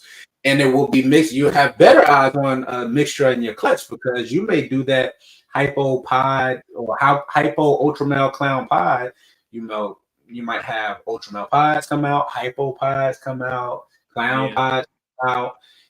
But it's going to be easier to hit different variations of the triples and the doubles in that. So that's what we're going to see an influx in before we ton of quad visuals. Yeah. A lot of those guys that have the quad visuals, they're gonna eventually hit females, and then once they grow those up, they do quad to quad. That's 100% quads. So and around that time, it's probably gonna be when you start getting rid of stuff. With that being said, now it's gonna start getting easier because people are gonna be able to buy them, supply and demand, because they're out there. Yeah. Right. Now, when you got the quad recessive and then you're adding in 3 to 4 incomplete dominants, how hard is it going to be to hit those? It's going to be like starting over. It's like starting over. You're just making quad hits. Starting over. But to get that visual. So even though they made the Pompeii, how many people have hit the Pompeii? Justin made that a long time ago. Yeah. Only a few. And he said he's only hit 3 or 4 of them. Yeah. Now those next people that are trying to do those and trying to add that in, I think that's going to be the next route to go after you get that. It's like, okay, I need all those in there to get that another next look. Yeah. Because it gets harder to hit. Recessives, once you hit it, now, I mean, hey, we could turn around and do a test. If I didn't hit it in this, then some of those are hitting in those genes. Now I can test that. Now, when you hit incomplete dominant, I mean, if you just don't hit it, you just don't hit it. It's not like you can test and see if I hit it. You know what I'm saying? I mean, afterwards, if it was in there, yes, you can see if you hit it with the test. But if you didn't hit it, you just didn't hit it. You can't say, hey, like a recessive, if I didn't hit it, I got 66. I can test. 66. We can test. We can make sure this is 100%, which that's kind of what I'm doing right now anyways. If I didn't hit, guess what? Now I get to test these babies and figure this out. Because if I got the double visual, one of them is holding that third recessive in there. One of them, somebody. Gotta be one of them. Oh man, we're cutting so much time down. Years. I remember going to Jason Amos and I'm noticing, oh man, he keeps a lot back. 50% head, 66% head. Yeah. But then he got pretty much the whole clutch. Now you don't have to hold that many back. I mean, that 50% head, 60%, that shit still scares me. I think a lot of people just post normals saying that they're 50% head. So if they don't prove, then it's like, oh well, it was 50%. Wow. That shit scares me. If I don't know you, if I haven't talked to you and met you and seen your collection and stuff, I won't buy a 50% head anything, or a 60%. I won't even do it. And it's not like you're probably lying to me. I have trust issues with that. Well, I've been burned by some big people who've said like they're 100% head, but it wasn't. So. Well, that ain't supposed to happen. Yeah. Right. Yeah. So. Especially saying it's 100%, like. Yeah, like they were selling this particular person. This is back in like 2010, 2011. They were selling packages like 100% head genetic stripe. You can get a male and 2 females for this price, and then I raised them up, bred them all for like 3 years in a row. Didn't hit not one bitch. Like, yeah. So from that point on, like if I don't know you, unfortunately, I don't buy any. And at that time, there was no testing. So no testing. You just had to grow it up and trust that the person you were purchasing from was honest. Yep. Wow, and it's crazy because they're buying and sending sheds in immediately. Yep. Some of the big breeders they're not even selling them. They're just sending the sheds in first, because now you're making way more money if you're selling a possible head monsoon clown and you send that shed test in and it proves now that price went from, let's say, 1,000, now it's going up to like 5,000, 6,000. Right. For a snake. In that instance, yes, it is. Yeah. But to me, if you got something that's 66% hypo, you get it tested, is the value really actually going up? It go up by a few dollars, and it's more likely to sell because it's 100. It went from 66 to 100. Yeah, I think like if you're trying to build your projects and you see a 66% and then you see 100%, it's $150 difference or $100 difference. You're going to get that 100% for sure. I think for in the future of your business, yes, I agree with you. I would rather pay for the sure thing, but from the hobbyist enthusiast mindset and kind of coming from the standpoint and Darren come from, I see where his standpoint is too, because we do it as well. Let's say we actually just posted a pastel orange dream het clown posset pod. Mm-hmm. I mean, we're just gonna put it out there for pastel orange dream het clown price. Yeah. Will it be in double het? Will it increase the value? Yeah, it increased the value, but is it worth it to test it, get the test back, positive or negative? Negative is going to still be the same price. Right. Positive, okay, you're going to add $100 to it, $80 to it. So it's just like, I think it increases your chances of selling it. Right. Even a hobbyist or someone who is a pet owner who's knowledgeable about genetics, they're going to go for that 100% over the 66, especially if you have them at the same price. It depends on if they're working that project. They may be just looking for the same client. If they're working that project, they're not looking at that snake. Well, no, it depends, because I've done it myself. So if I'm gonna look for, let's say I need a bad, het clown female, red stripe, black pastel clown, and I find it, and it happens to also be het pod. I mean, that's just kind of icing on the cake. Now, when I get in and I hit my combos with it and everything, and I'm using that snake itself will never really be for sale per se, but it's helping me move along in my projects. Now, when I miss certain things in that project, it has the propensity of being het pod as well, which now strengthens my for sale animals. So it kind of, in that aspect of it, I can see it. Yeah, and then a lot of people. I was just talking about like the big breeders who have really big budgets where they can just send 500 sheds to go. Me personally, I'm not sending anything to get tested unless I'm breeding it. I'll sell 50% heads or whatever. I just won't buy them. So I mean, well, yes. I mean, even even now, they're also testing for certain incomplete dominance, those bigger breeders, because of they want to make sure they're selling that animal with those genetics in it, because sometimes some of these genes get masked inside and you think Yeah. it is, and it's not. And then you sell the animal, that person goes, oh, it's this, this, and this, and then they go to breed it, and all those genes didn't come out, Mhm. Right. which that's happened with some of these things. That's why. Yeah, that's going to start a new precedent too. We're going to have to figure that out as we move along, because I think I think it was Ozzy. He said it's a theoretical idea, which I did, before these times, and I understand. But now, depending on certain projects, I mean, people are not going to be happy, spending $12,000-$14,000 and you're missing a gene. Yeah. Because that's how many years to add it back in. Yeah, I think this shed testing is going to knock out a lot of breeders. A lot of breeders are not very honest about that kind of stuff. They're just like, oh, we think it's this, so we're going to market it as this. Right. And now with the shed testing, if you buy a $12,000 animal, you're probably going to shed test that if you're not 100% sure. And I mean, even for that price, I shed test it because what you're saying. When you get to that point, you're a whole nother genes. Just like how you said, instead of putting 50%, you're not gonna tell them what's in it. Think about how many people did that with pet grade animals that they were like, 66% head, 50% head. We're selling it for pet grade, so it doesn't matter. We're not even gonna tell them nothing. But then those people who have those animals and they're like, I think I want to breed. Mm-hmm. I'm gonna try it out with this one animal, and then there you go. That animal was 100% head. Now those genes are in there, which I bought in when I got in. I got in at the time that the market was down. A lot of auctions were going on. Well, they weren't saying that. They weren't saying that those are 50%, 66% head for hypoexanthic or anything else. Now, some of those animals I kept, I bred and figured out, it was head for this, head for hypo. Some of my banana females came out that way. Another thing that you need to know: everybody run their businesses the way they see fit.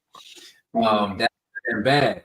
I've been sitting here watching. Again, I'm not throwing no names out there, but I saw a leader who was on YouTube that sat there and put it out there like, we hatched out a ton of monsoon, ton of het monsoon, and a ton of pos hets, and we sent all our pos hets to pet stores.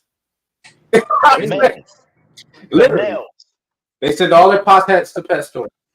And I mean, it is what it is. You do what you want. Which pet store? That's what you're doing. Yeah. So I'll take a $50 pos head. Yeah. So, but that's what was happening. They literally wholesaled them like regular, and just sent them all to the pet stores. So now you're gonna end up, hopefully getting some of them. Times are hard for some people, man. I can't knock them for. For and not even family or whatever they got. I think certain things are beneath people. I think that's for everybody. I think certain things are beneath people, and they just didn't want to deal with it. Yeah, that's why I was saying, it's everybody does what's gonna fit. Yeah. Then at the time, so if you produce quite a few males, some of those males are gonna go for cheaper. Right. But I honestly feel right now with the auctions, when you have something like that, put it on auction. Yeah, I guarantee somebody's gonna still buy it. Yeah, for sure. I got a lot of stuff from the auction. I've been getting crazy deals on them auctions. Yeah, that's right now.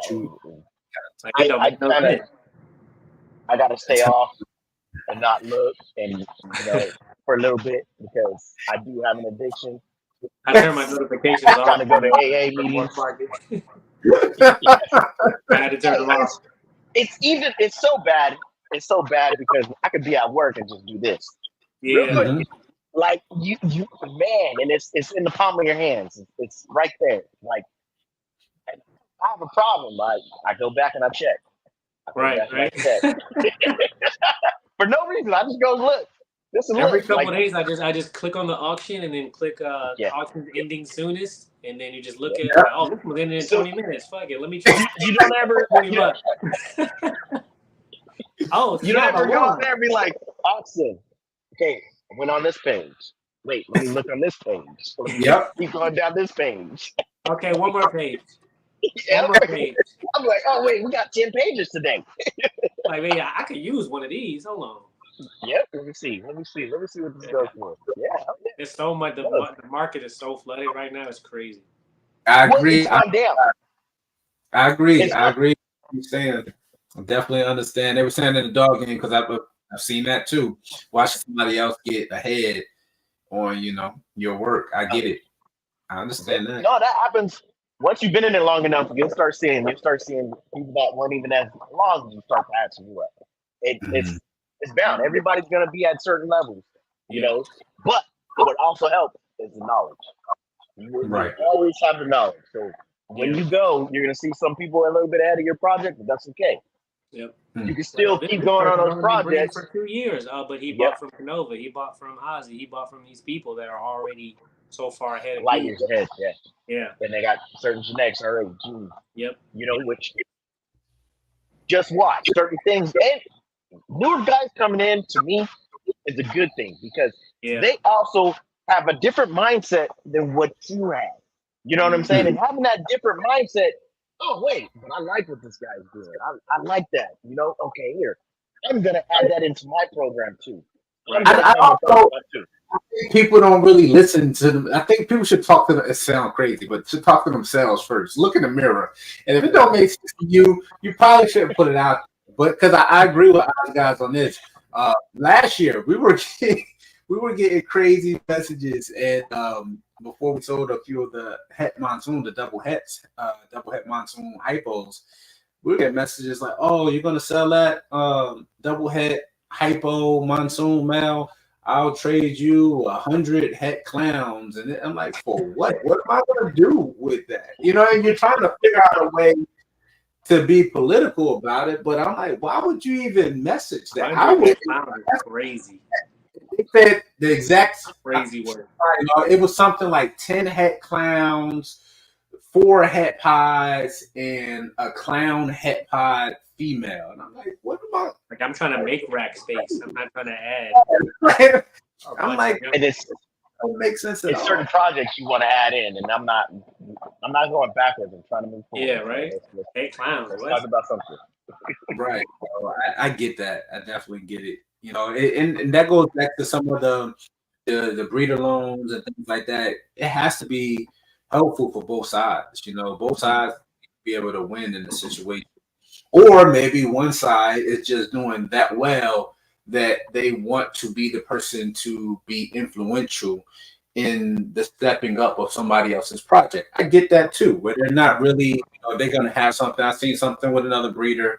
Someone had like a VPI clown that really wasn't going to breed it that season, and they loaned it out pretty much free of charge to a friend of theirs in the breeding in the industry. There's nothing wrong with that. You're not really expecting anything back. You're past just that simple, combo for yourself, right? And you're not really using them that season, so you look to do that. But you already you get new DNA in your collection as well, and it's not always about the money. Money. No, it isn't. It's working with each other. This is what I was saying to a couple of guys that are kind of close to us. We're all right here. A lot of good combos going on. A lot of people in this area. We just need to talk to each other, work things out, and it can be good, man. It can. It can definitely work out in your favor, and also get everybody ahead on something else. Right. Yeah. A lot of people in your network over there that, until they start showing their face, like on some type of social media, you never knew you had. You had Jose. You got all those people around you, right there. That was crazy. Once it started coming up, it's like, wait, hold up. Mm-hmm. You ain't that far from me. Yeah. Minutes. Yeah. Minutes. Under an hour. I've been noticing there's a lot of secretive people out in this area. Yeah. Like, dang, you got what? Dang, you working with what? Dang. Yeah.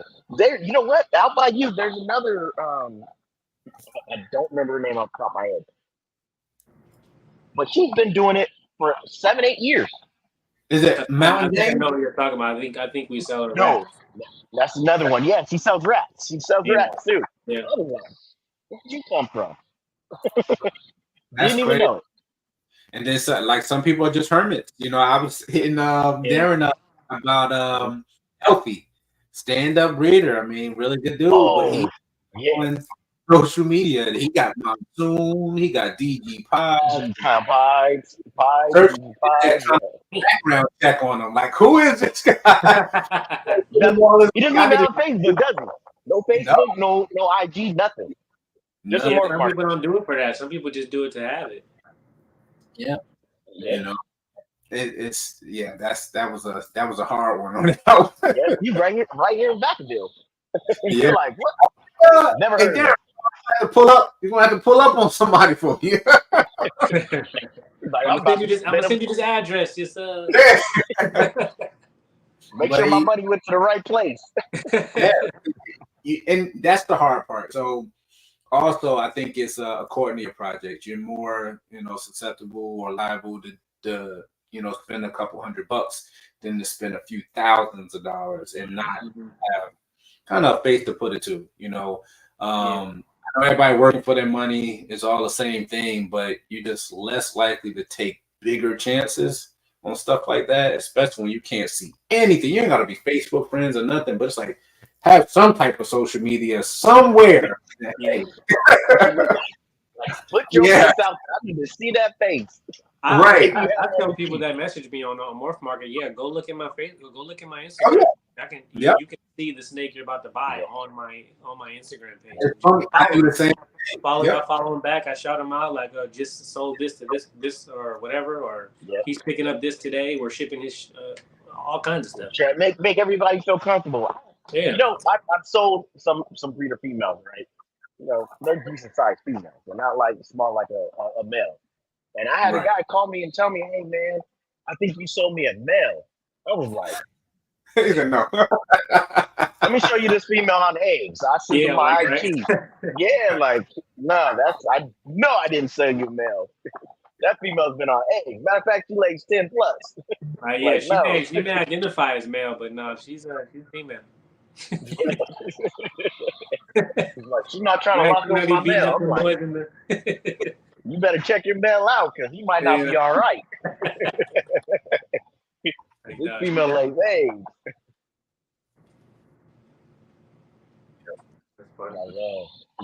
Can you see the comments? Yeah, I've been trying to post them. But we've been rocking out almost 2 hours, man. I'm not gonna hold you too much longer. We appreciate it. It's been a pleasure. I appreciate you guys bringing me on. Oh man, anytime, man. After the season, you'll wrap up on how the season do. What you produce, what your holdback's looking like. Oh, for sure. I'm looking forward to that. We got some stuff. That's what I'm talking about. I can't wait. I'm excited. Yeah. We got to go back through probably some of the people that first came on. And do the same thing. See where they're at now. Yeah. I gotta get with this our scheduling manager to go back through the log and set us up. He said go back through and see who we had on. Yeah, go ahead, knock them out first, and then come to me last. Say the best. Definitely. We'll make it happen. We definitely appreciate it. Everybody watching, thank you guys for tuning in. We'll be back here again in 2 weeks. Who we have on next? Do you know? No, you know what? 2 weeks is Father's Day, so are we gonna be on for Father's Day? Yeah, it is. I've been trying to schedule, and they're like, "Nah, it's Father's Day." Nobody's probably gonna want to do anything on Father's Day. I know I'll be here, but so I'll be here too. We'll shoot for probably. I don't know. We'll touch base and we'll post. This is another good sign to go over to Instagram and hit that follow button to subscribe there too, and we'll post on it leading up to it to let you guys know the date of the next show and who we're gonna have on. But hit that like button. Make sure you guys hit that subscribe button as well, and enjoy the rest of your Sunday. Thank you guys. Appreciate it. Have a good one. All right now.